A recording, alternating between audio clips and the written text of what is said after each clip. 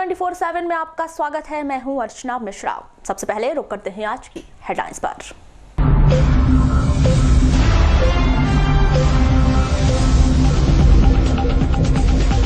विधानसभा चुनाव को लेकर मंगलवार को होगी मतगणना। प्रशासन की ओर से तमाम तैयारियां पूर्ण, सुरक्षा के किए गए व्यापक इंतजाम। विधानसभा चुनाव में दिग्गज नेताओं की प्रतिष्ठा दांव पर। कल होगा 87 उम्मीदवारों के भाग्य का फैसला। 2 बाइक की भिड़ंत, 2 व्यक्ति की मौत, एक गंभीर रूप से घायल को नागपुर मेडिकल कॉलेज किया गया रेफर। वाराणसी के कटंग टोला की घटना। बारिश के चलते किसानों की फसल भीगी, खरीदी केंद्र प्रभारियों ने प्रशासन को ठहराया जिम्मेदार। लालबर्रा पुलिस ने अंधे हत्याकांड का किया खुलासा, पुत्र ने ही की थी पिता की हत्या। विद्युत करंट की चपेट में आने से बेहोश हुए युवक की मौत। भाजपा प्रत्याशी मंत्री गौरीशंकर बिसेन ने समाजवादी पार्टी प्रत्याशी मुंजारे दंपत्ति द्वारा लगाए गए आरोपों को बताया निराधार। कहा, मध्य प्रदेश में बन रही है भाजपा की सरकार। और नगर के प्रधान डाकघर के आधार केंद्र का लोगों को नहीं मिल पा रहा लाभ। आधार केंद्र में ताला लगे होने से परेशान हो रहे हितग्राही। और अब समाचार विस्तार से। शासन की विभिन्न योजनाओं से लोगों को जोड़ने के लिए आधार कार्ड को प्रमुख दस्तावेज माना गया है।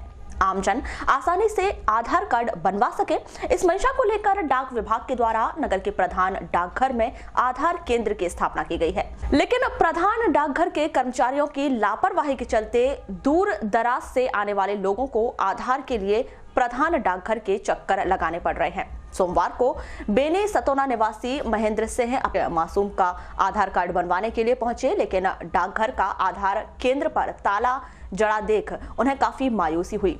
इस संदर्भ में महेंद्र सिंह ने क्या कहा, आइए जानते हैं। ये लगभग 30 किलोमीटर के आसपास पड़ता है। अच्छा, वहाँ पर जैसे यहाँ पहुँचे आप आधार कार्ड के लिए, तो यहाँ आधार कार्ड बन पा रहा है कि नहीं? अभी तो हम लोग आधा घंटा पहले ही पहुँचे हैं, देखे तो दरवाज़ा बंद दिख रहा है। हो सकता है लंच टाइम हो गया होगा, इसके बाद देखते हैं अगर खुल जाए तो। अच्छा, काफ़ी छोटी बच्ची को लेकर आए हैं, तो वैसे कोई वैकल्पिक व्यवस्था की बात नहीं की है आपने किसी अधिकारी से? नहीं, अभी तो इसकी जानकारी नहीं। अच्छा, इतनी छोटी बच्ची का आधार कार्ड की आवश्यकता कैसे पड़ गई? अभी ऐसा है, कई सारे यानी योजना है, लाड़ी लक्ष्मी योजना है। अच्छा। और भी सारी योजना है, तो इनमें क्या है, समृद्ध सुकन्या योजना है, उनमें फॉर्म वगैरह डालना है। तो ये क्या है, इसकी ज़रूरत पड़ती है आधार कार्ड की। तो आपके क्षेत्र में आधार कार्ड बनाने का कुछ? हमारे क्षेत्र में सीधे हमको वाराणसी स्टेट बैंक जाना पड़ेगा। अच्छा, और आपके डोंगरमाली में पहले थे, लेकिन अब सेंटर बंद हो गया वहाँ के। कितने सेंटर थे? वहाँ 2 सेंटर थे, बंद हो गए। वहीं इस संबंध में डाक विभाग के अधिकारी से चर्चा की गई तो उन्होंने अनौपचारिक तौर पर कहा कि आधार कार्ड बनवाने की उचित व्यवस्था की जाएगी। विधानसभा चुनाव के तहत नगर के पॉलिटेक्निक कॉलेज में 11 दिसंबर को सुबह 8 बजे से 6 विधानसभा की मतगणना की प्रक्रिया की जाएगी। प्रशासन के द्वारा मतगणना स्थल पर सुरक्षा के व्यापक इंतजाम किए गए हैं। वहीं सोमवार को जिला निर्वाचन अधिकारी कलेक्टर DV सिंह, पुलिस अधीक्षक जयदेवन A के साथ मतगणना से जुड़े तमाम ऑब्जर्वर ने मतगणना स्थल का जायजा लिया। साथ ही संबंधित अधिकारी व कर्मचारी को आवश्यक दिशा निर्देश दिए।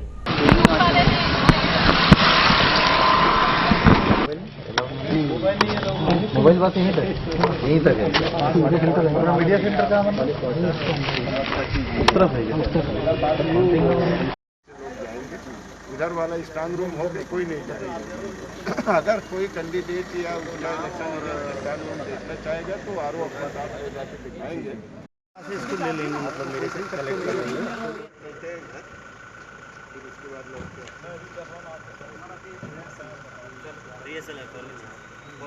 वो अपने एक बॉक्स RO के यहाँ है और अपना पुलिस लाइन में ये लेकर के आ जाएं और बाकायदे सील करके लाएं। खुला कोई नहीं लाएगा। सील कर लिया, चपरा लगा के उसको आपको लाना है, तो आपका भी दिमाग आ जाए और वो लाना है अंदर। ये तो नहीं होगी आपके लिए प्रमुख है, रसवाड़ा की है मेरे लिए। आपने जीत का दावा किस जगह? जी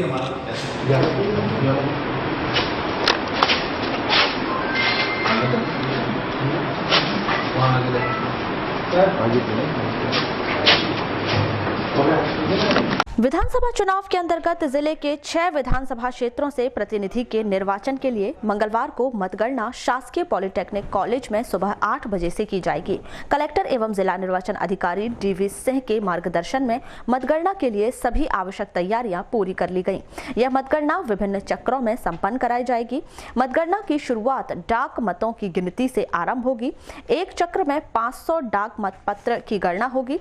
वहीं मतगणना केंद्र पर ही पता चल पाएगा कि गणना कहां करनी है। इस संबंध में जिला निर्वाचन अधिकारी कलेक्टर DV सिंह ने बताया कि मतगणना को लेकर मतगणना स्थल पर काफी पुख्ता व्यवस्था की गई है। मतगणना के एक चक्र समाप्त होने पर रिटर्निंग ऑफिसर के द्वारा प्रमाण पत्र जारी किया जाएगा। मतगणना के हर चक्र से आमजन को रूबरू कराने के लिए अंबेडकर चौक तक लाउड स्पीकर की व्यवस्था की जाएगी ताकि मतगणना के संबंध में लोग आसानी से जानकारी प्राप्त कर सकें। मतगणना सुबह 8 बजे से प्रारंभ होगी और हर चक्र को संपन्न होने में करीब 2 घंटे का वक्त लगेगा। इस तरह मतगणना प्रक्रिया दोपहर 4 बजे तक चलने की संभावना है। वहीं मतगणना के स्थान पर मोबाइल पूर्णतः प्रतिबंधित है। मतगणना की पूरी तैयारी हो चुकी है। जो भी विधानसभा के लिए मतगणना हॉल है वहाँ पे अंदर बैरिकेटिंग की व्यवस्था, RO, ARO, counting supervisor, micro observer, इनके सबके बैठने की पूरी व्यवस्था हो गई है। डाक मतपत्र प्रत्येक विधानसभा में 2-2 टेबल पे गिने जाएंगे। उसके लिए अलग से स्टाफ की ड्यूटी लगी हुई है। माइक्रो ऑब्जर्वर भी टेबल पे रहेंगे और अभ्यर्थी या उनके निर्वाचन अभिकर्ता या उनके काउंटिंग एजेंट वो जाली के दूसरी तरफ रहेंगे। उनके बैठने के लिए व्यवस्थाएं की गई हैं। अभ्यर्थी अपना पूरे हॉल का, सारे टेबल का वायर के जो जाली है उसके बाहर से देख पाएगा। बाकी एक समय में अभ्यर्थी या इलेक्शन एजेंट या उनके काउंटिंग एजेंट में से कोई एक आदमी ही रहेगा ताकि अनावश्यक वहाँ हॉल में भीड़ न हो।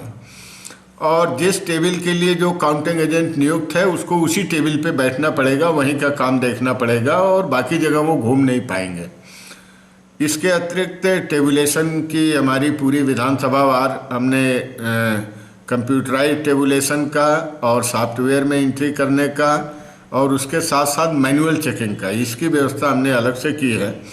प्रत्येक राउंड में प्रेक्षक 2 मतदान केंद्रों को रैंडम तरीके से चिन्हित करेंगे जिनकी कंट्रोल यूनिट गणना के बाद फिर से चेक की जाएगी।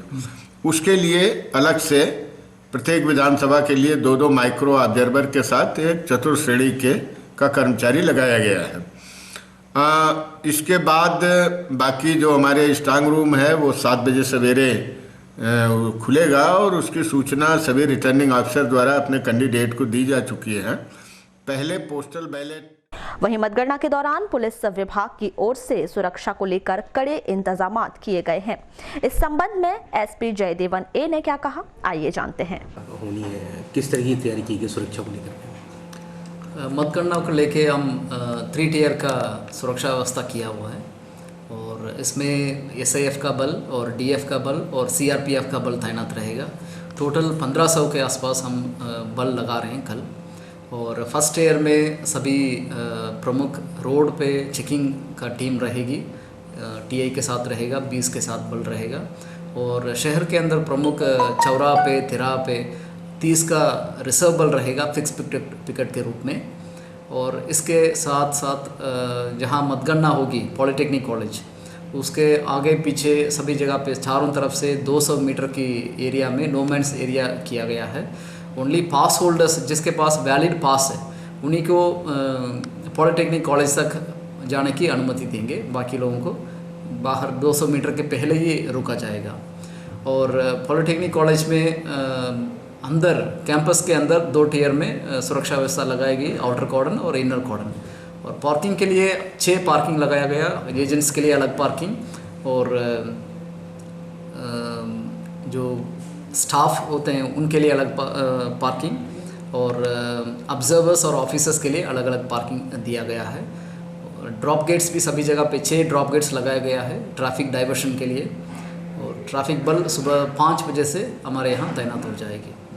सर, ये भी देखा गया कि प्रत्याशियों के साथ में काफ़ी समर्थक आते हैं, उनके लिए किस तरीके की व्यवस्था की गई है? समर्थकों को हम मोती तालाब चौराहे पे ही रोक देंगे और साउथ तरफ डेंजर रोड पे रोक देंगे।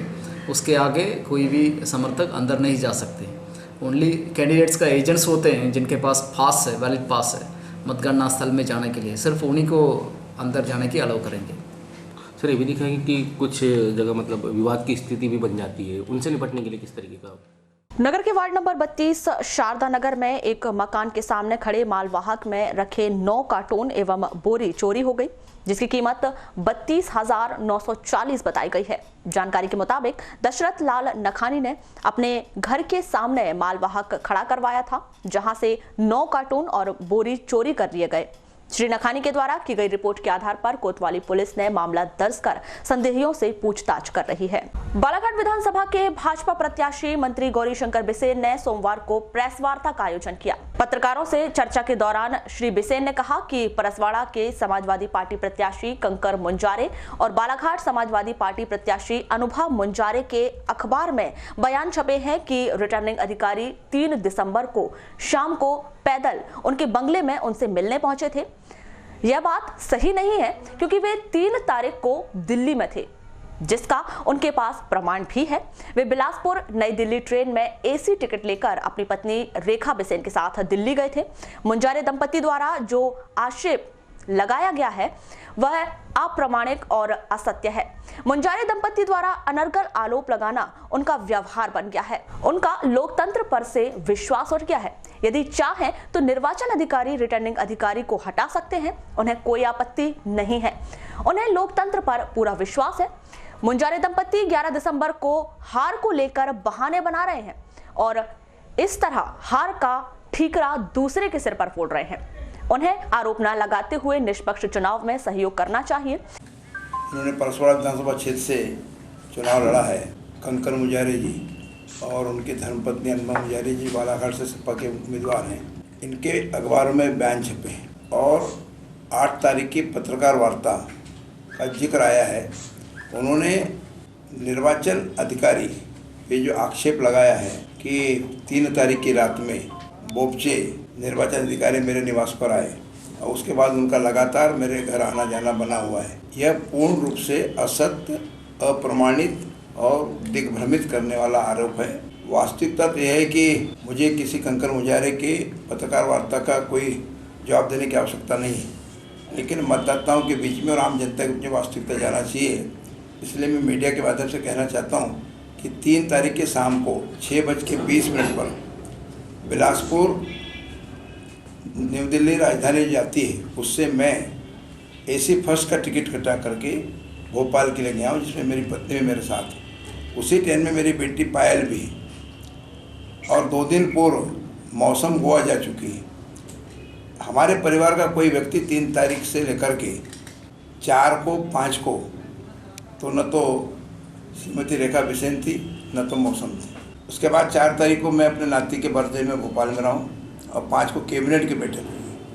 6 को मैं फर्टिलाइजर की डिमांड को लेकर के भारत सरकार के मंत्री हमारे सदानंद गौड़ा जी के साथ में, और जिस बैठक में तोमर साहब भी थे हमारे केंद्रीय मंत्री, दिल्ली में मेरी बैठक हुई।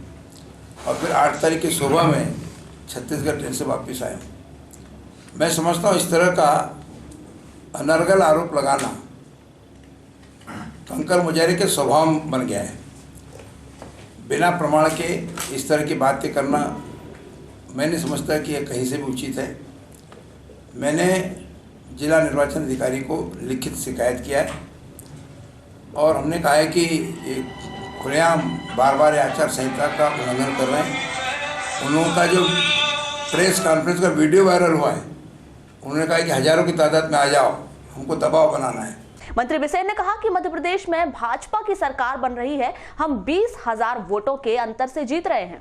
पूर्ण बहुमत की सरकार बनेगी। अब रात जाने दीजिए, मतगणना का इंतजार करिए। बालाघाट में कैसे उतरे? बालाघाट में भी 6 सीटों पे कड़ा मुकाबला है। हम पिछले बार 3 सीटें जीते थे, इससे अधिक ही रहेंगी।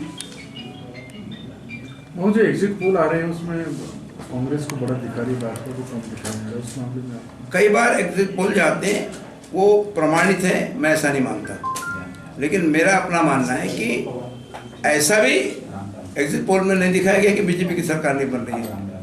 दोनों तरह के सर्वे आए हैं, कुछ सर्वे ने कांग्रेस को अधिक बताया, कुछ सर्वे ने बीजेपी को अधिक बताया। वो 200 पार का नारा दिया था, वो क्या था? वो हमारा लक्ष्य था। जनता ने जो हमें मतदान किया है और मतदान के बाद जो परिस्थिति बनी है उसके आधार पे चौथी बार हमारी सरकार बन रही है और ये हमारे लिए बहुत बड़ी उपलब्धि है। आपके जीत का अंतर कितना होगा? कम से कम 20,000। विधानसभा चुनाव 2018 की मतगणना 11 दिसंबर को होनी है, जिसके लिए प्रशासन ने व्यापक इंतजाम किए हैं। वहीं शहर में चारों तरफ मुख्य चौक चौराहों पर हर जुबां पर बस चुनावी चर्चा हो रही है। हर कोई अपने स्तर पर कयास लगा रहा है कि कौन चुनाव जीतेगा। इसके पीछे लोगों के अपने अपने तर्क वितर्क भी चल रहे हैं। लोकतंत्र के इस महासंग्राम में लोगों ने मतदान रूपी आहुति तो डाल दी है, अब देखना है कि परिणाम क्या आते हैं। एक और जहां जिले की बालाघाट विधानसभा सीट पर कृषि मंत्री गौरीशंकर बिसेन की प्रतिष्ठा दांव पर लगी है, वहीं वारासिवनी विधानसभा सीट को लेकर भी चर्चा जोरों पर है। राजनीति के जानकारों का मानना है कि जनता जिसे भी चुने विकास के मुद्दे पर चुनेगी, तो वहीं जिले में जातिगत आधार पर भी मतदान होने की संभावनाएं जताई जा रही हैं। जनचर्चा में इस बात की प्रमुख तौर पर चर्चा है कि कांग्रेस या भाजपा जैसी बड़ी राजनीतिक पार्टियों से बागी होकर चुनाव लड़ने वाले क्या चुनावी समीकरण को प्रभावित कर सकते हैं या नहीं। ये भी लोग चर्चा कर रहे हैं कि प्रदेश में जिसकी सरकार बनेगी, कांग्रेस की या भाजपा की, या फिर खिचड़ी सरकार बनेगी। बहरहाल शहर में ठंड के मौसम में चुनावी चर्चा माहौल को गरमा रही है। फिलहाल 11 दिसंबर को आ रहे परिणामों पर सबकी नजर है। अब देखना यह है कि कहां-कहां ऊंट किस करवट बैठता है। विश्व मानव अधिकार दिवस के अवसर पर नगर के असंगठित कामगार संगठन के द्वारा राष्ट्रीय आह्वान पर कलेक्टर कार्यालय पहुंचे, जहां उन्होंने घरों में काम करने वाली कामगार महिलाओं को उनका अधिकार दिलाने के उद्देश्य से विशेष कानून बनाने की मांग की है, जिसको लेकर उनके द्वारा प्रधानमंत्री के नाम कलेक्टर को ज्ञापन सौंपा गया। इस संदर्भ में संगठन के प्रदेश अध्यक्ष आशुतोष बिसेन और जिला अध्यक्ष भुरू पटेल ने क्या कहा, आइए जानते हैं। सर, आज ज्ञापन सभा किस संबंध में? आज आप सभी जानते हैं विश्व मानव अधिकार दिवस है और भारतीय संविधान में इस बात का उल्लेख किया गया है कि भारत के सभी नागरिकों को आत्म स्वाभिमान से जीने का संविधान के माध्यम से उसको हक मिलना चाहिए। और इसी के तहत हम लोगों ने आज जो घरों में हमारे काम वाली बाइयाँ, हमारी जो घरेलू कामगार महिला बहनें होती हैं, उनके हक अधिकार के लिए एक राष्ट्रव्यापी कानून की मांग को लेकर भारत के प्रधानमंत्री के नाम ज्ञापन सौंपा है। जैसा कि भाईजान, जो कानून बनाने की जो मांग की आप लोगों ने आज, उसमें कैसा बेनिफिट मिलेगा? इसमें बेनिफिट अभी देखो, अब तो सरकार अभी बीजेपी की है, तो हमने प्रधानमंत्री जी को अपने असंगठित कामगार के माध्यम से हमने आज जानकारी दी है और कानून बनाने के लिए मांग की है। आने वाले समय में पता चलेगा कि ये लोग उस पर क्या कार्रवाई करते हैं। तो जो मजदूर लोग हैं उन लोगों के जो शोषण हो रहा है, उन लोग के साथ जो गलत हो रहा है, उसके ऊपर हम लोगों ने कानून बनाने के लिए आज ज्ञापन सौंपे हैं। तो हम भी चाहते हैं कि उन मजदूरों का भला हो और उनके लिए कोई ऐसी योजना लाई जाए जिनके उनके बच्चे, उनके आने वाली बेटियां उसका हमेशा उसको लाभ मिले। इसलिए आज हम लोगों ने आज कलेक्टर महोदय को ज्ञापन सौंपे। खेत में विद्युत करंट लगने से बेहोश एक युवक की जिला अस्पताल लाते समय मौत हो गई। मृतक ऐशलाल ठाकरे हट्टा टोला निवासी है। जिला अस्पताल पुलिस ने मृतक का पोस्टमार्टम कर शव परिजनों को सौंप दिया है। जानकारी के मुताबिक 10 दिसंबर को सुबह 10 बजे ऐशलाल खेत गया था और धान की रास उठाने के विद्युत पंखे की मोटर में तार जोड़ रहा था, जो अचानक चालू हुई। विद्युत सप्लाई के चलते मृतक करंट की चपेट में आ गया, जिसे तत्काल जिला अस्पताल में लाया गया, जहां चिकित्सकों ने उसे मृत घोषित कर दिया। चलिए आपको बताते हैं कि जिले के 6 विधानसभा में चुनावी समर में उतरे कुछ दिग्गजों की प्रतिष्ठा भी दांव पर लगी हुई है। मसलन बालाघाट विधानसभा क्षेत्र की बात करें तो यहाँ कैबिनेट मंत्री और पूर्व सांसद गौरी शंकर बिसेन, पूर्व सांसद विश्वेश्वर भगत और पूर्व नगर पालिका अध्यक्ष श्रीमती अनुभा मुंजारे के नाम प्रमुख तौर पर शामिल हैं। वहीं वारासिवनी विधानसभा में वर्तमान विधायक डॉक्टर योगेंद्र निर्मल, जिसने वारासिवनी में पिछले चुनाव में पहली बार भाजपा का झंडा लहराया था और पिछले 15 वर्षों से विधायक रहे कांग्रेस के प्रदीप जायसवाल को हराया था। प्रदीप जायसवाल, जो कि इस बार निर्दलीय प्रत्याशी के रूप में चुनाव लड़ रहे हैं, उनकी प्रतिष्ठा भी दांव पर लगी हुई है। वहीं भाजपा से कांग्रेस में आए और टिकट लेकर आए संजय सिंह मसानी, जो कि मुख्यमंत्री शिवराज सिंह चौहान के साले हैं, उनकी भी प्रतिष्ठा दांव पर लगी हुई है। इसी तरह कटंगी विधानसभा क्षेत्र में मध्य प्रदेश शासन के पूर्व मंत्री टामलाल सहारे और भाजपा के विधायक केडी देशमुख का नाम शामिल है। परसवाड़ा विधानसभा क्षेत्र की बात करें तो वहां पूर्व सांसद व 3 बार के विधायक कंकर मुंजारे की प्रतिष्ठा दांव पर लगी है। साथ ही पूर्व विधायक रामकिशोर कावरे और मधु भगत के नाम शामिल हैं। बैहर विधानसभा क्षेत्र के पूर्व विधायक भगत नेताम की पत्नी, जो कि वर्तमान में जिला पंचायत उपाध्यक्ष भी हैं, उनकी प्रतिष्ठा भी दांव पर है, क्योंकि उनका प्रतिद्वंदी पूर्व मंत्री गणपत उइके के सुपुत्र पूर्व नगर पालिका अध्यक्ष और वर्तमान विधायक संजय उइके के साथ सीधी टक्कर है। लिहाजा दोनों ही प्रत्याशियों की प्रतिष्ठा दांव पर है। लांजी विधानसभा से पूर्व मंत्री लिखीराम कावरे की सुपुत्री, जो वर्तमान विधायक सुश्री हिना कावरे हैं, उनकी प्रतिष्ठा भी दांव पर है। उनके प्रतिद्वंदी, जो यहाँ के पूर्व विधायक रह चुके हैं, रमेश भटेरे, जिनके पिताश्री भी मध्य प्रदेश शासन के पूर्व राजस्व मंत्री रह चुके हैं, जिनकी प्रतिष्ठा भी दांव पर लगी है। तो वहीं लांजी के पूर्व विधायक किशोर समरीते की माताश्री, जो वर्तमान में नगर परिषद लांजी की अध्यक्ष भी हैं, श्रीमती मीरा नानाजी समरीते की प्रतिष्ठा भी दांव पर लगी है। अब देखना यह है कि किसकी प्रतिष्ठा बरकरार रह पाती है। परसवाड़ा विधानसभा क्षेत्र के समाजवादी पार्टी प्रत्याशी कंकर मुंजारे ने सोमवार को निज निवास पर प्रेस वार्ता का आयोजन किया। पत्रकारों से चर्चा के दौरान श्री मुंजारे ने मतगणना के दौरान जिला निर्वाचन अधिकारी कलेक्टर डीवी सिंह और रिटर्निंग ऑफिसर केसी बोपचे को हटाए जाने की बात कही। मुंजारे ने कहा कि दोनों अधिकारियों मंत्री गौरीशंकर बिसेन से घुले मिले हैं और आपस में उनके अच्छे संबंध हैं, जिनके रहते निष्पक्ष चुनाव असंभव है। मुंजारे ने कहा कि उन्हें पूरा विश्वास है कि बालाघाट विधानसभा से अनुभा मुंजारे भारी मतों से विजयी रहेंगी। उन्हें संदेह है कि मतगणना में किसी भी तरह की कोई हेराफेरी या बेईमानी ना हो। मुंजारे ने एलईडी बंद रहने पर मतगणना स्थल पर सुरक्षा व्यवस्था पर सवाल खड़े किए। उन्होंने डाक मतपत्र की पूरी जानकारी निर्वाचन से मांगी। वहीं मतगणना के दौरान सारे अधिकारियों के 2 बार मेडिकल जांच कराए जाने की बात कही। कल विधानसभा चुनाव की मतगणना है और पूरा विश्वास है, पूरा भरोसा हमको कि बालाघाट विधानसभा क्षेत्र से अनुभा मुंजारे विजयी होंगी और परसवाड़ा से भी हम विजयी होंगे और अच्छे भारी मतों से हम विजयी होंगे। बशर्त है कि वहाँ पे कोई बेईमानी ना हो, हेरा फेरी ना हो, क्योंकि गांव में मैं जब जा रहा हूँ और गांव के लोगों को मिल रहे हैं तो हमेशा यही बोल रहे हैं भैया वोट की चोरी जैसे पिछली बार हुई थी वैसे ही होना चाहिए। और इसको लेके गांव में लोग बहुत शंकित हैं और घबराए हुए, बहुत डरे हुए हैं। महिलाएं डरी हुई है, पुरुष डरे हुए हैं, किसान मजदूर हर वर्ग के लोग। और बालाघाट शहर में भी चर्चा है कि ये चोरी ना हो, बेईमानी ना हो, हेरा फेरी ना हो।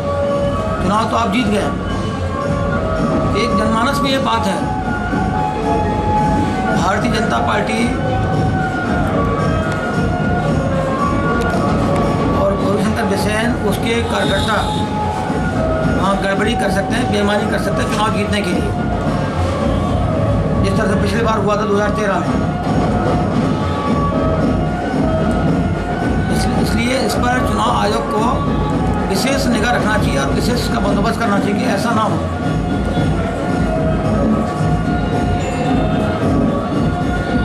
जनादेश को सुरक्षित रखने के लिए मैंने पहले भी कहा था, मैं भी बोल रहा हूँ कि हमको अगर जान भी देनी पड़ी तो जान देंगे उसके लिए, उससे बड़ी जान नहीं है।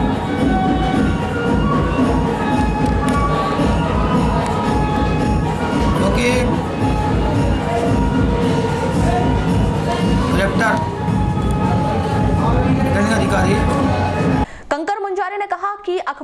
एक रिपोर्ट आई है जिसमें बालाघाट में लघु उद्योग निगम से बगैर टेंडर के वोटिंग कंपार्ट के लिए खरीदी की गई, जिनमें से 30,65,000 रुपए की फर्जी बिलिंग हुई है। इस संबंध में मुख्य निर्वाचन अधिकारी कांता राव ने इसकी जांच रिपोर्ट मांगी, जिसमें कलेक्टर भ्रष्टाचार के घेरे में है। ऐसे व्यक्ति को मतगणना में नहीं रहना चाहिए। अखबारों में जिसमें बालाघाट में जो वोटिंग कंपार्ट के लिए मतलब खरीदी की गई है, उसमें 30,65,000 का ज़्यादा बिलिंग हुआ है। 30,65,000 की ज़्यादा बिलिंग हुई है, फर्जी बिलिंग बालाघाट में भी।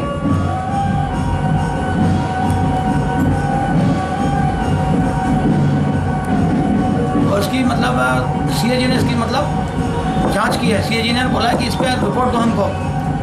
कांता राव से बोला हुआ है, जो मुख्य निर्वाचन आयोग है, उनसे बोला कि इसकी जांच करके हमको दो। उसमें बालाघाट का भी नाम है। लघु उद्योग निगम से इन्होंने खरीदी की है, जबकि लघु उद्योग निगम से खरीदने का कोई प्रावधान ही नहीं उसमें। जो स्पेसिफिकेशन है वोटिंग कंपार्ट खरीदने की, वो लघु उद्योग निगम में है ही नहीं। तो फिर वहाँ से कैसे खरीदी की गई है? तो मतलब भ्रष्टाचार के घेरे में भी है कलेक्टर। तो ऐसे व्यक्ति को कल मतगणना के समय नहीं रहना चाहिए। वो स्वयं ही उनको हट जाना चाहिए कि मैं नहीं रहूँगा। क्योंकि ये भी आरोप लगा हुआ है 30,65,000 का। ये गंभीर मसला, गंभीर बात है।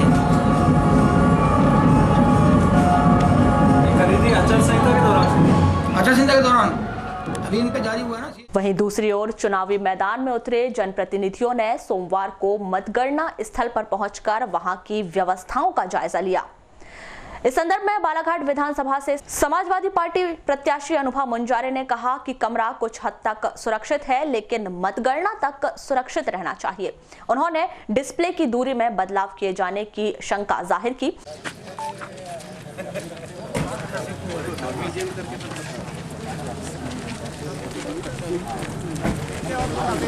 हाँ ठीक है भैया, चलो कल बढ़िया होगा। हाँ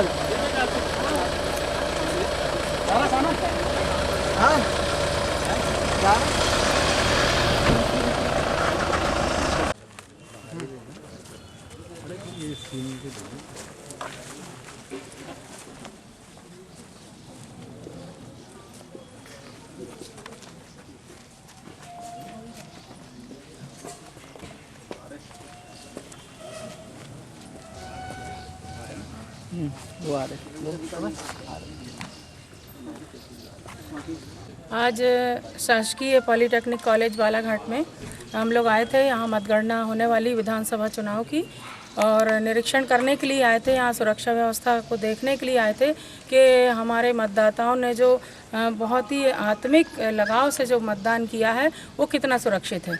और जैसा कि हमने देखा कि जो बालाघाट विधानसभा क्षेत्र का मैं स्ट्रांग रूम देखने आई थी, बालाघाट विधानसभा क्षेत्र क्रमांक 111, 2 ताले लगे हुए हैं वहाँ पे, सील चपड़ा सभी कुछ लगा हुआ है और एक कागज़ चिपकाया गया है वहाँ पे।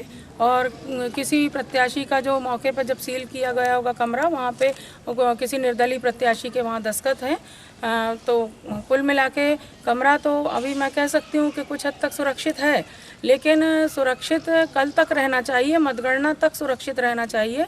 दूसरी बात यह है कि जैसा कि डिस्प्ले लगाया गया है जो स्ट्रांग रूम के आसपास की जानकारी दे रहा है आम जनता को, वो पहले हमेशा से हम लोग देख रहे हैं, लगातार जितने भी चुनाव हुए हैं उन चुनावों में लगभग 20 से 25 मीटर की दूरी पर लगाया जाता था, लेकिन इस बार 100 मीटर की दूरी पर डिस्प्ले लगाया गया है। तो ये कहीं ना कहीं संदेह के घेरे में बात आती है और इसमें लगता है कि कहीं ना कहीं कुछ गड़बड़ी करने की प्रशासन की मंशा है, इसलिए वो डिस्प्ले दूर लगाया गया है, जानकारी ठीक से ना मिल पाए, नज़दीक ना पहुंच पाए, सुरक्षा का एक बहाना बनाया गया है। लेकिन वास्तविकता ऐसी लगती है कि गड़बड़ी की आशंका पूरी है। तो मैं ये कहना चाहती हूँ कि गड़बड़ी ना हो। वहीं परसवाड़ा विधानसभा के प्रत्याशी कंकर मुंजारे ने भी डिस्प्ले को लेकर शंका जाहिर की। परसवाड़ा विधानसभा के दरवाजे को लेकर संदेह व्यक्त किया। निरीक्षण किया, उसमें शिक्षा अधिकारी यहाँ मिले उपस्थित, फिलहाल लाभ तो लगा हुआ है स्ट्रॉन्ग रूम में परसवाड़ा के। लेकिन पिछली बार जो मतलब जो एलसीडी रखा था वो दीवार के पास रखा हुआ था चिपक के। अभी कम से कम जो है वो 100 फीट से भी ज़्यादा दूरी पर रखा है। वो 100 फीट पर जो दूरी रखा है वो ठीक नहीं है, उचित नहीं है। उसको एकदम पास में रखा जाना था, जैसे पिछले बार व्यवस्था थी उस व्यवस्था करना था। अब वहाँ से दूरी रखने में एक संदेह पैदा होता है, इतनी दूरी पे क्यों रखा है आपने, पिछले बार फिर क्यों इतने पास रखा था। तो अभी कुछ अधिकारियों से बात हुई कि इस संबंध सुरक्षा को लेकर और यहाँ पर? नहीं, अभी हमारी बात नहीं हुई अधिकारियों से, यहाँ चर्चा तो नहीं। ऐसा कोई जिम्मेदार अधिकारी तो था नहीं जिससे बात करते हैं। अभी आप चेक किए हैं, सुरक्षा को लेकर संतुष्ट हैं क्या? अभी सुरक्षा को लेकर हम संतुष्ट नहीं हैं। वहीं परसवाड़ा विधानसभा से कांग्रेस प्रत्याशी मधु भगत ने स्ट्रांग रूम की व्यवस्था पर संतुष्टि जाहिर की। जहाँ तक मैंने अभी पूरा दौरा किया, सर्वे किया, अंदर अपनी विधानसभा 110 की जो स्ट्रांग रूम है उसमें जो लॉक है उन्हें मैंने पूरा चेक किया, तो सिल तो मैंने प्रॉपर पाया और 2 दरवाजे दोनों में सिल लगी हुई है। लगभग उसमें कोई इश्यूज मुझे दिखे नहीं, बट मैं ये चाहता हूँ कि जो बिजली की व्यवस्था इनकी है जो मेरे सामने आई थी कि बीच में कभी बंद हो गई है, एक जनरेटर ये परमानेंट यहाँ लगाए ताकि लाइट तूफान आए, बिजली आए तो कम से कम जनरेटर से हो, सारी चीज़ें व्यवस्थित रहे। ऐसे मैंने अभी बोला हुआ है, SDM साहब को बोला हुआ है। और देखिए ये होना चाहिए बिजली की व्यवस्था है। और मैंने पूरा इंस्पेक्शन किया है अपने उसका समय का, तो बाहर बाकायदा LED लगी हुई है जिस पे हम लोगों ने अपने साथियों को बैठाया, कार्यकर्ता लोगों को, वो बाकायदा सर्च वॉच कर रहे हैं, देख रहे हैं। और आने जाने के लिए जो एंट्री के लिए उन्होंने अपनी एक रजिस्टर्ड मेंटेन किया हुआ है, टाइमिंग्स दी हुई है, कौन आया कितने बजे। हम तो यही चाहते हैं मध्य प्रदेश का भविष्य। एग्जिट पोल जो है कांग्रेस के पक्ष में है, क्या आपको सूचना है क्या प्रदेश में किसकी सरकार बनेगी और क्या बदलाव के कुछ बयान समझ आ रहे हैं? प्रदेश में सरकार कांग्रेस की बनेगी। ये परिवर्तन का समय है, वक्त बदलाव का है। और जिस प्रकार से जनता ने धान खरीदी केंद्रों से धान का उठाव नहीं किए जाने के कारण धान खरीदी बंद कर दी गई। धान खरीदी न होने के कारण किसान परेशान हो रहे हैं, साथ ही हमालों को भी काम नहीं मिल रहा है, जिसके कारण वो हताश हो गए हैं। इस संदर्भ में हमालों का क्या कहना है, आइए जानते हैं। आपका? मैं रमेश कुमार यादव। क्या करते हैं यादव जी आप? मैं हमाली काम करता हूँ। अच्छा, आज आप लोग यहाँ पत्ते खेल रहे हैं, क्यों खेल रहे हैं पत्ते? काम नहीं है ना। काम क्यों? धान खरीद तो हो रही है। खरीदी काम बंद कर दिए इन्होंने। क्यों? क्या मतलब क्या कारण? काम कैसे मिलता है आपको यहाँ पे? काम अभी तो है ही नहीं है फिलहाल। अभी तो रोजगार के लिए हम लोग ऐसे ही भटक रहे हैं। समझ कितने दिनों से बंद है? ये तो 8 तारीख 9 तारीख से बंद है। तो ये पत्ते से काम मिल जाएगा फिर? पत्ता खेलने मिलेगा ना, पर अब यहाँ आना पड़ता है, यहाँ लाइसेंस ही है हम लोग। हाँ, इसलिए आना पड़ता है, मजबूरी है हमारी। तो इसीलिए खेल रहे थे मनोरंजन के लिए? क्या मांग करना चाहते हैं आप?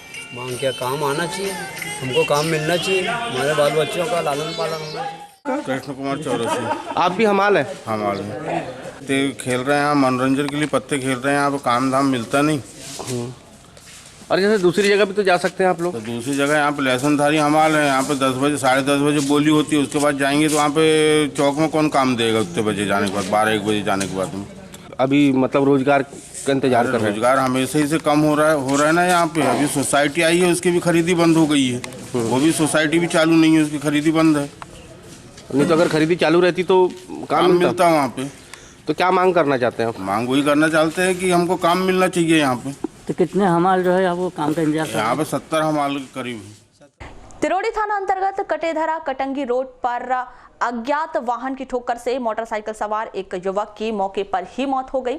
मृतक युवक हनुमत शेंदे ग्राम सिवन हेटी थाना तिरोड़ी निवासी है। घटना की सूचना मिलते ही तिरोड़ी पुलिस ने मौके से मृतक युवक हनुमत का शव बरामद कर उसका पोस्टमार्टम करवाकर शव को परिजनों के हवाले कर दिया।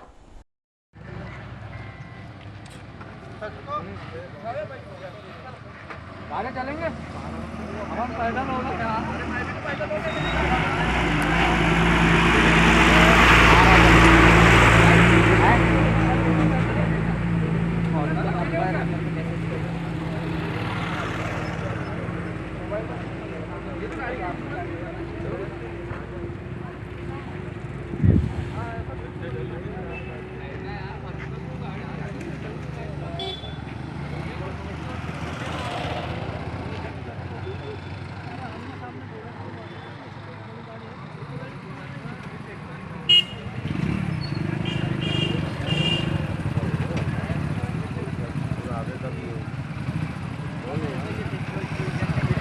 कहाँ रहते हैं आप? C180।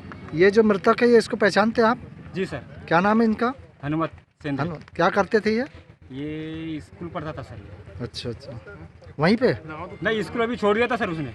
अच्छा, पढ़ाई छोड़ दिया था अभी जा रहा था, लेकिन ना अभी दीपावली से नहीं गया। छात्र है क्या, पढ़ने वाला बच्चा है। आप लोग कहाँ से आ रहे हैं अभी? सावरी से आ रहा सर। सावरी से आ रहे हैं। हाँ, सावरी से। लालबर्रा क्षेत्र के अंतर्गत ग्राम पंचायत बेलगांव के मजदूरों ने निर्माण कार्यों में सरपंच, सचिव, रोजगार सहायक और मैट के द्वारा अनियमितता बरते जाने और मजदूरी कार्य में लगाने में भेदभाव किए जाने का आरोप लगाते हुए सोमवार को जनपद कार्यालय लालबर्रा पहुंचकर सीईओ के नाम खंड पंचायत अधिकारी मुन्ना लाल उइके को ज्ञापन सौंपकर कार्यवाही की मांग की है। हो गया ना, चले गई ना सचिव, चले गए, हटा दिए आपने सचिव को। और क्या होगा, सचिव हटी के नहीं आपके सचिव को हटाना नहीं तो किसको हटाना था? सरपंच को। सचिव को हटाना है या सचिव को हटाना है? कि हटाने से समस्या का हल होगा क्या? भाई आपको काम चाहिए तो काम चाहिए ना।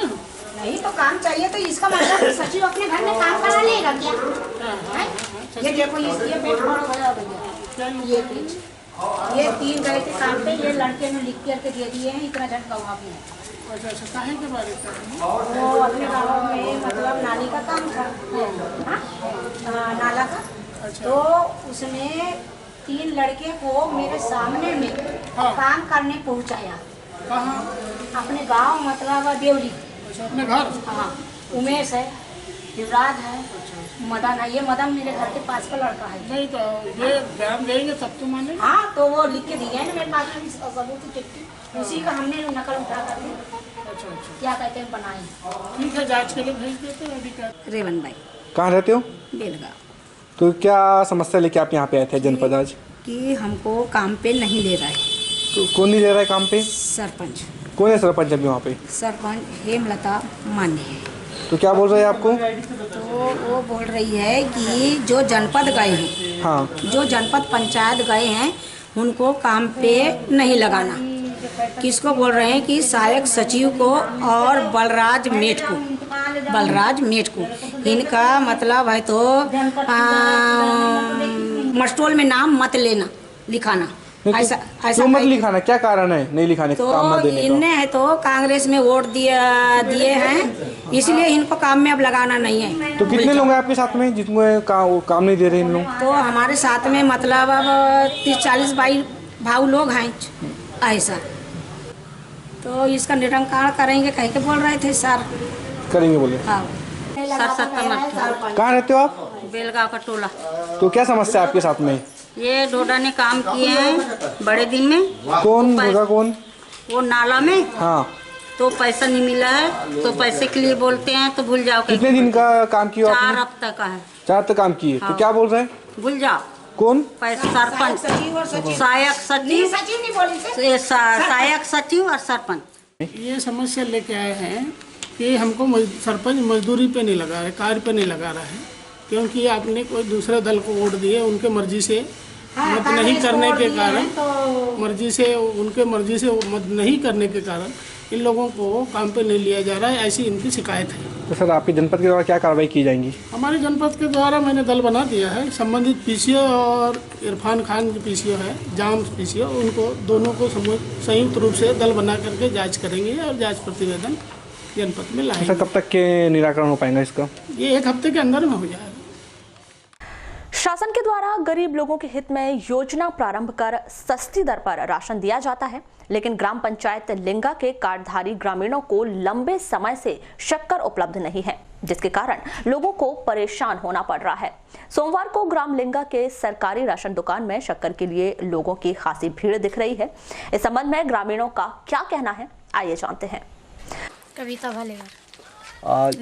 क्यों आए थे सोसाइटी आज?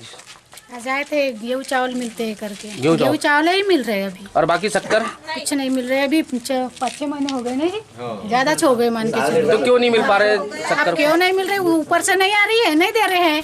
और जैसे महीना खत्म हो गया तो वो राशन आ भी जाता है, और कोई मतलब कोई काम की वजह से कोई बाहर चले जाते हैं तो वो राशन भी लैप्स हो जाता है, वहाँ उसको नहीं मिल पाता। तो मतलब बाहर से खरीदते हैं शक्कर आप? हाँ, बाहर से। अतिरिक्त बाहर होता है? हाँ। नीड़ा गढ़पाले। अच्छा ये बताया अम्मा जी, शक्कर क्यों नहीं दे रहे हैं? शक्कर बोलते उधर से नहीं आती तो नहीं दे रहे हैं, बोल रहे हैं शक्कर। मट्टी का तेल भी कभी मिलता है कभी मिलता नहीं। मट्टी का तेल देते काय को बोलना। तो कब से नहीं मिल पा रही थी शक्कर, क्यों नहीं दे पा रहे थे? 2-3 साल हो गए जी। तो आज मिल रहा है कि नहीं मिल रहा शक्कर? अब पता नहीं, अभी तो खोले है। तो कौन सा कार्ड बना है आपका? नीला वाला। नीला वाला जी। तो मिलने की उम्मीद है कि नहीं शक्कर? पता नहीं अब आई होगी तो अब देते हैं कि नहीं, तो क्या मालूम, आती नहीं करके बताए तो हम नहीं लेते थे। वहीं राशन दुकान के सेल्समैन शैलेंद्र गौतम ने बताया कि यहां 1 से 1.5 वर्ष से शक्कर नहीं आ रही है। पीले कार्ड वालों के लिए आई है, जिसे बांटा जा रहा है। पिछले माह शक्कर बांटे थे, कुछ शक्कर बची थी, उसे आज बांट रहे हैं। गौतम जी, ये देखा गया है कि बहुत दिनों से शक्कर नहीं दी जा रही थी, क्या वजह है कि शक्कर नहीं बांटी जा रही है? शक्कर किसी भी कार्डधारियों के लिए नहीं है। क्यों नहीं आ पा रही थी? प्रॉब्लम ये है कि किसी के लिए ऊपर से नहीं आ रही, तो हमको बांटने का भी क्या है? कब से नहीं आ रही थी? कब से नहीं आ रही? 1 साल हो गया, 1-1.5 साल हो गया। तो अभी मिल रही कि नहीं मिल रही? किसी पीले कार्डों के लिए आई है। कितना किलो दे रहे हैं? 1.5 किलो। कब से बांट रहे हैं पीले कार्ड वालों? आज ही से स्टार्ट हुआ है। तो जैसे अभी शासन ने रोक लगा दी थी कि अपना शक्कर आ चुकी थी, लेकिन उसको बांटने पर रोक लगा दी थी, क्यों लगाई थी रोक और क्या वजह से? क्या मालूम, अब ऊपर वाले अधिकारी जाने, उसमें अपन क्या जाने। बाकी आज जो चीज आएगा हम बांटेंगे। आज से जारी हो गए निर्देश बांटने के? सिर्फ पीले कार्डों को। पिछले महीने कुछ लोगों को बांटा है, कुछ शक्कर बची है, उसको इस महीने बांट देंगे। लालबर्रा पुलिस ने कनकी में बीते दिन हुए अंधे हत्याकांड की गुत्थी सुलझा ली है।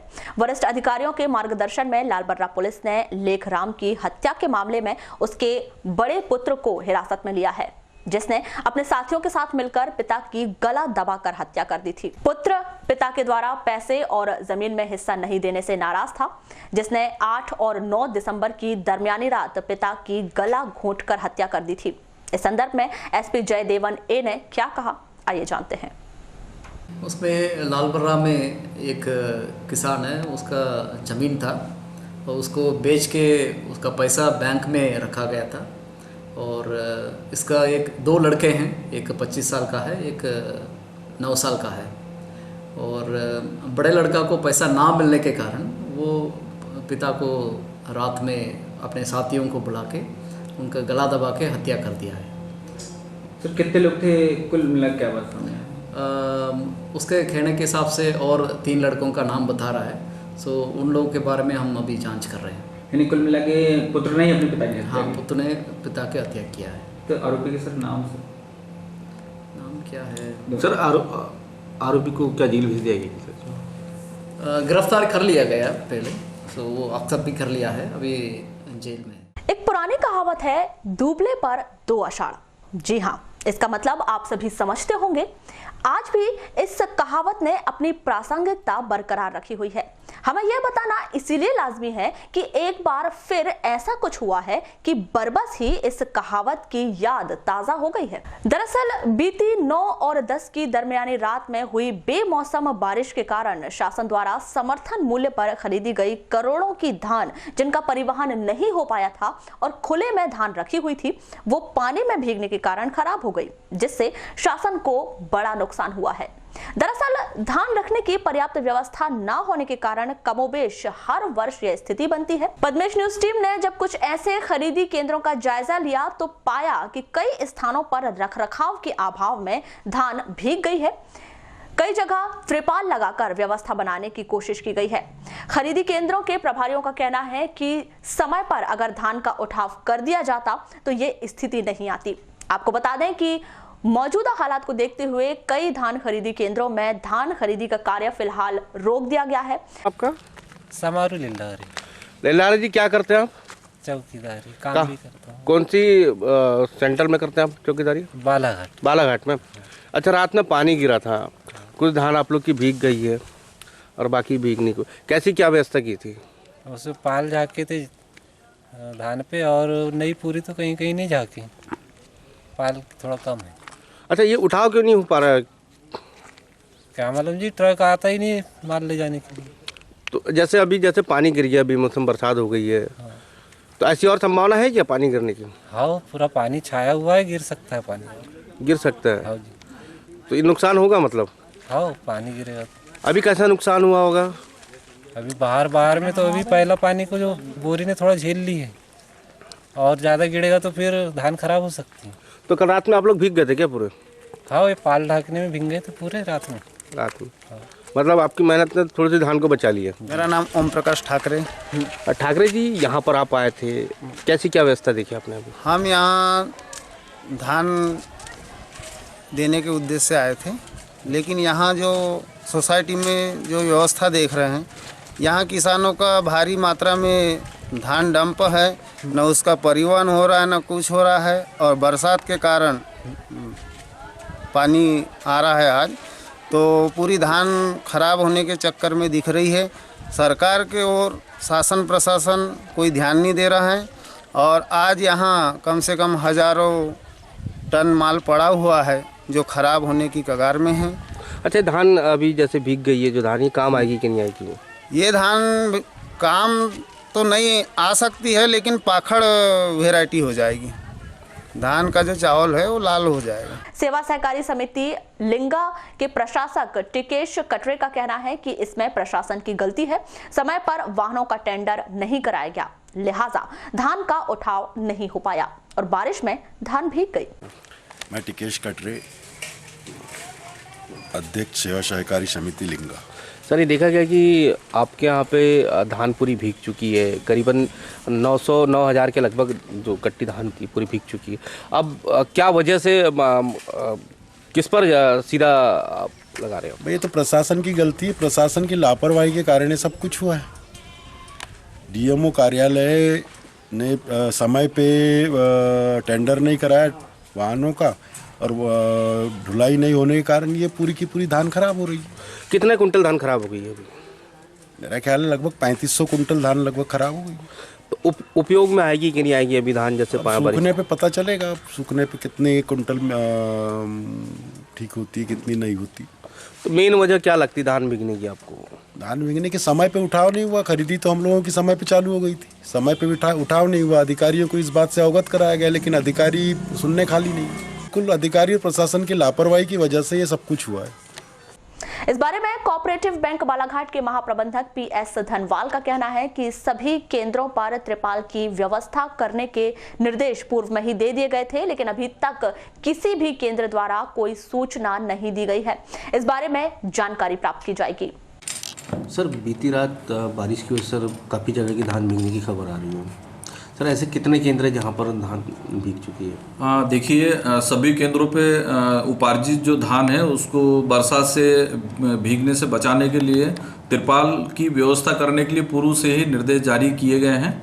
अभी मुझे किसी भी केंद्र के द्वारा ऐसी सूचना नहीं दी गई है कि उनके यहाँ धान पानी से भीगने के कारण खराब हो गई है, लेकिन फिर भी एक मतलब इस संबंध में मेरे तरफ से जानकारी प्राप्त की जाएगी, और यदि कहीं पर इस तरीके से धान भीग गई है तो उसकी एफएक्यू क्वालिटी बरकरार रखी जाने हेतु आवश्यक निर्देश संबंधित समिति प्रबंधकों को दिए जाएंगे।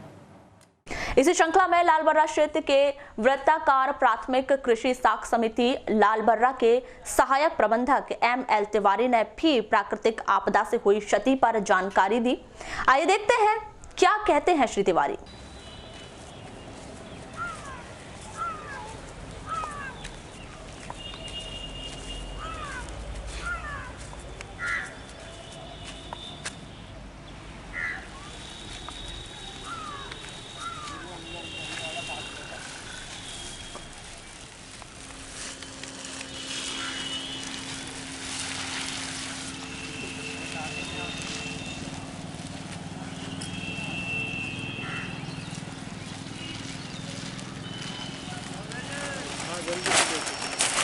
कभी आया नहीं होगा कहीं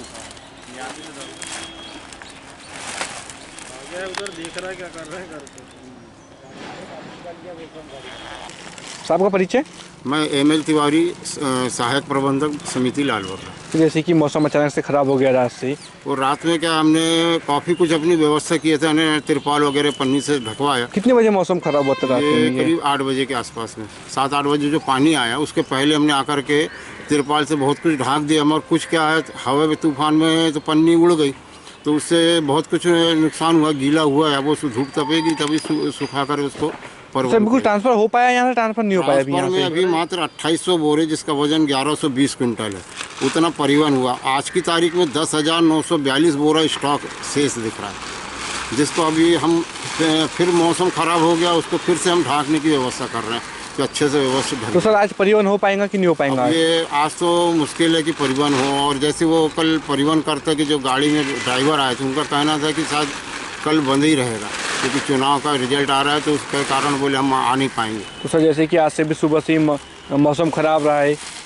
आंधी तूफान भी आ सकती है। वो तो ढांक रहे हैं, जितना सुरक्षित कर सके हम स्टॉक। जिले में बीती रात हुई बारिश के चलते आज सुबह से पूरा जिला शीतलहर के साथ साथ कोहरे के आगोश में समा गया।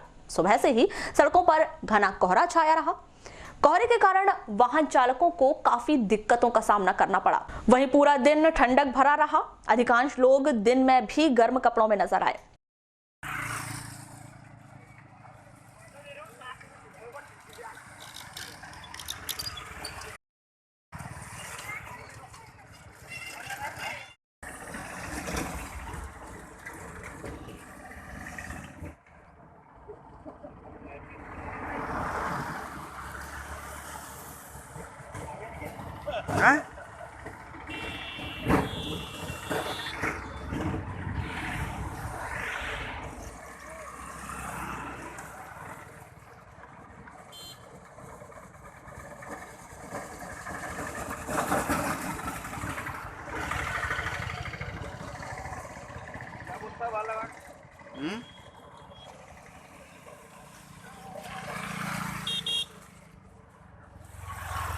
वहीं घने कोहरे के कारण वारासिवनी क्षेत्र के रामपायली थाना अंतर्गत ग्राम पंचायत कटंग टोला के प्राथमिक शाला के सामने वारासिवनी खैरलांजी मार्ग पर सोमवार को मार्ग से गुजर रहे 4 पहिया वाहनों को ओवरटेक के दौरान 2 बाइक की भिड़ंत हो गई, जिसमें 2 लोगों की मौत हो गई। वहीं चंद्र प्रकाश गंभीर रूप से घायल होने के चलते उसे जिला अस्पताल से नागपुर रेफर कर दिया गया। भोलाराम डेटे और गोबड़गोंदी निवासी मिनेश वासनिक मृतक हैं। सर आपका शुभ नाम क्या है? KL बरकड़े। बरकड़े साहब, दुर्घटना कहाँ की है? कटंग टोला। अच्छा, कैसे हुआ दुर्घटना? कौन कौन चोटिल हुए? सुबह के समय था, प्रातःकालीन में सब अपने काम में प्रतिदिन की तरह अपने काम पे जा रहे थे और ये मिनेश शायद अपने घर से जा रहा, केबल का काम करता है, 2 मोटरसाइकिल वाले वो भी सुबह जा रहे थे। सुबह का समय था, दोनों आमने सामने कटंग टोला में उनके एक कोई गाड़ी आई, उसको ओवरटेक करने के चक्कर में दोनों देख नहीं पाए और आमने सामने टक्कर हो गई। क्या क्या नाम है सर इसमें? मृतक का क्या नाम है? एक मृतक का नाम मिनेश है जी, और एक चंद्र प्रकाश और एक का ज्ञात नहीं हुआ है, इसके ज्ञात किया जा रहा है। और अब आपको एक जरूरी सूचना बता दें कि मंगलवार को विधानसभा चुनाव को लेकर होने वाली मतगणना का सीधा प्रसारण पद्मेश न्यूज 24/7 के द्वारा किया जाएगा, जिसमें सभी 6 विधानसभा के नतीजे घर बैठे देखे जा सकेंगे। चलते चलते एक नजर आज की हेडलाइंस पर एक बार फिर।